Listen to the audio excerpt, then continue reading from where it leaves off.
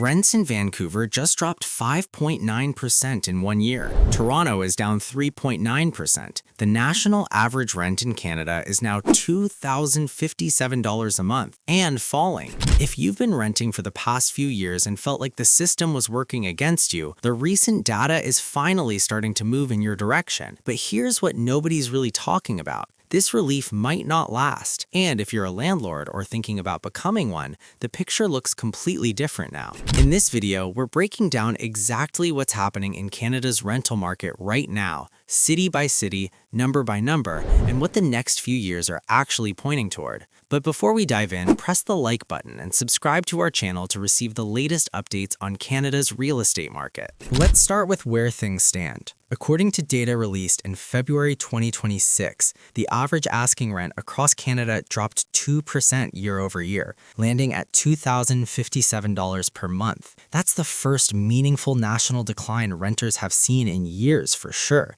The national rental vacancy rate climbed to 3.1%. Anything below 3% is generally a landlord's market. Tight supply, rising rents, low negotiating power for tenants. At 3.1%, we've just crossed into slightly more balanced territory. Two things happened at the same time, and both hit demand hard. First, immigration slowed significantly. Canada recorded an 18% decline in immigration year over year and a net loss of 290,392 non-permanent residents. International students, temporary foreign workers, visa holders, these are exactly the people who were driving rental demand in Toronto, Vancouver, and Montreal for years. They left and they definitely weren't replaced. Second, a massive wave of new supply hit the market when in 2025 alone, more than 64,000 purpose-built rental units were completed nationally, along with nearly 44,000 condominiums, many of which went straight into the rental pool because investors couldn't sell them. Fewer renters, more units. The math worked out in tenants' favor.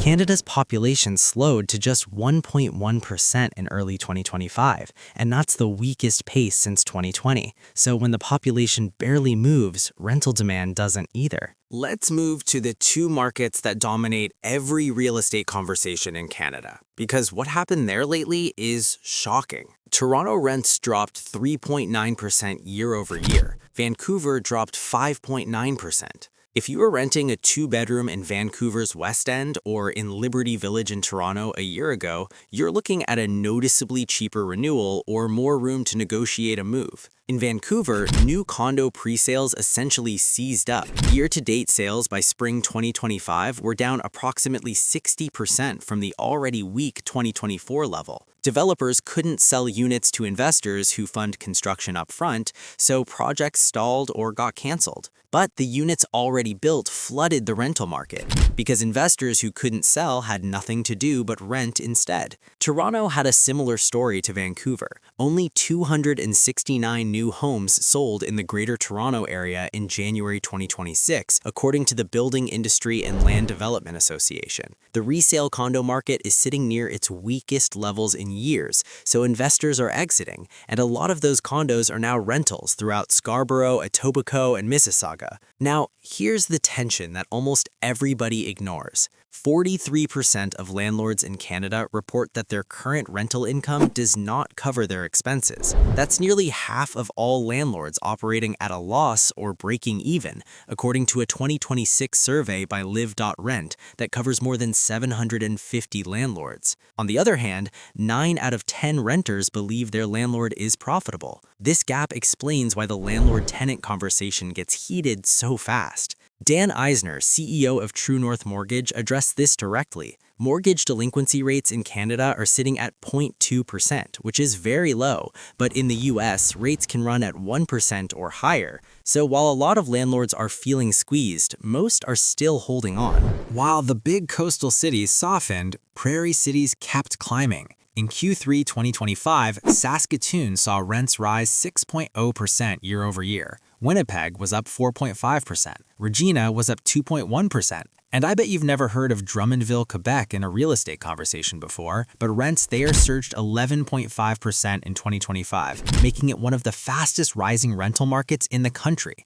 Alberta had a complicated year. Calgary and Edmonton stayed relatively tight. Alberta's average home price was still up 2% year over year as of January 2026, and the province had just 3.8 months of housing inventory, which is the tightest in Canada. Edmonton is actually the only major Canadian city where CMHC projects enough home building over the next decade to restore pre-pandemic affordability. Quebec is also worth watching because Montreal's average home price rose 5% annually to $651,066 as of January 2026. Quebec City recorded double-digit price gains year over year. The province's rental market hasn't seen the same softening as Ontario or BC. So what's driving the prairies like that? Jobs, affordability relative to the rest of Canada, and population migration from more expensive provinces. When someone sells in the GTA and moves to Saskatoon or Winnipeg, they bring purchasing power that local incomes can't match, pushing up competition for both buying and renting.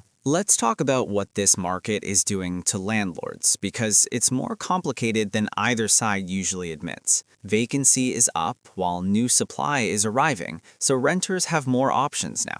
In Toronto and Vancouver, landlords are now offering incentives such as a free month of rent, covered parking, waived deposits to attract tenants. That's a sharp reversal from 2 or 3 years ago when a single listing got dozens of applications within few hours. But their costs haven't gone down. Mortgage payments, property taxes, insurance, maintenance, all of that stayed high or even got higher. Investors who bought condos back in 2021 and 2022 at the top of the market, expecting rents to keep rising, are now sitting in negative cash flow while the rent they can charge has dropped. Anti-investor policies didn't help either. In Toronto, new anti-flipping taxes and vacancy levies were introduced, reducing investor activity in 2025. That sounds like a good thing for affordability, and in some ways it is, but it also means fewer people willing to fund new rental supply going forward.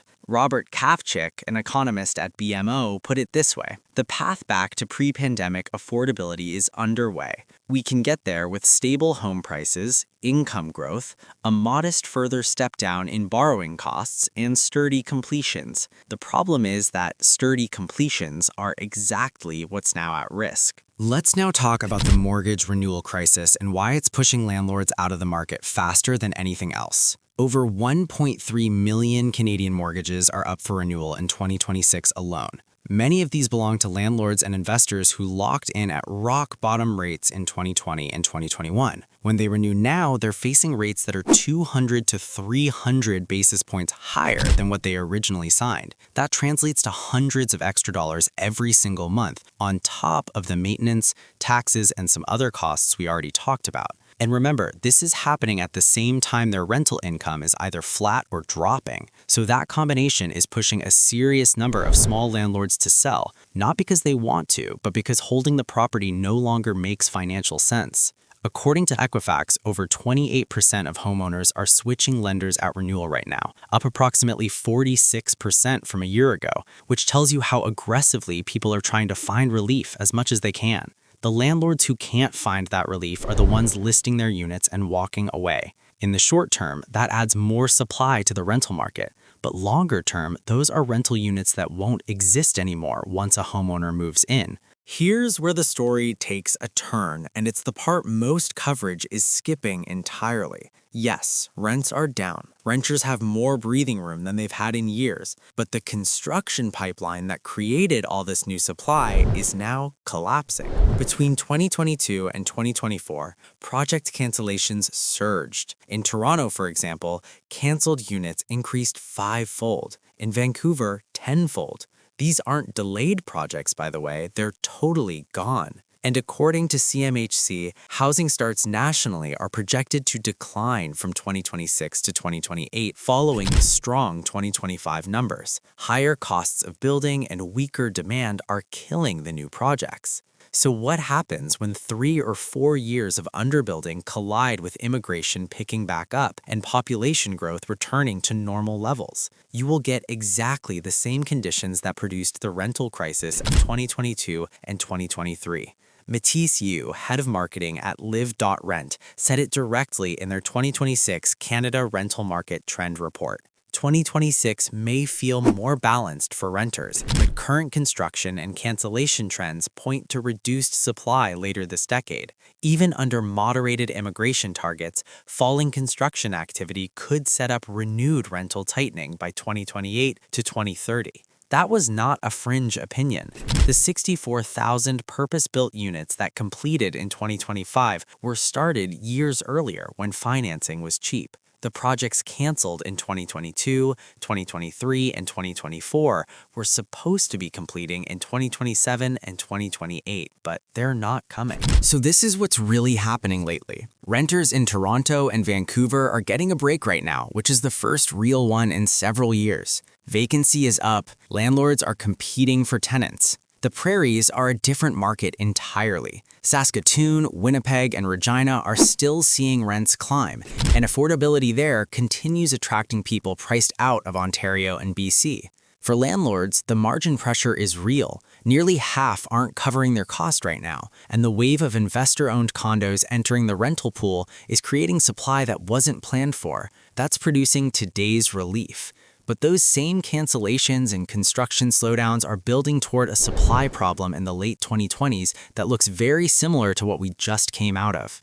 CREA's senior economist Sean Cathcart framed the broader market this way. We continue to expect 2026 will ultimately be defined by pent-up demand from first-time buyers, finally seeing a chance to enter the market. The rental market is part of that same story. People waiting, watching, trying to figure out if now is the moment. For renters, the leverage is here right now. Whether it stays through 2027 and beyond depends almost entirely on what gets built, or doesn't, over the next 24 months. There's one more thing that's been adding units back to the long-term rental market, which is the short-term rental crackdown. Since 2023, Toronto, Vancouver, and Montreal have all tightened their short-term rental rules, requiring hosts to only list their primary residence on platforms like Airbnb. Toronto has been actively enforcing these bylaws and removing non-compliant listings, while Vancouver introduced similar restrictions and has been pushing enforcement harder each year. What that did in practice is push thousands of units that were sitting in the short-term rental pool back into long-term availability.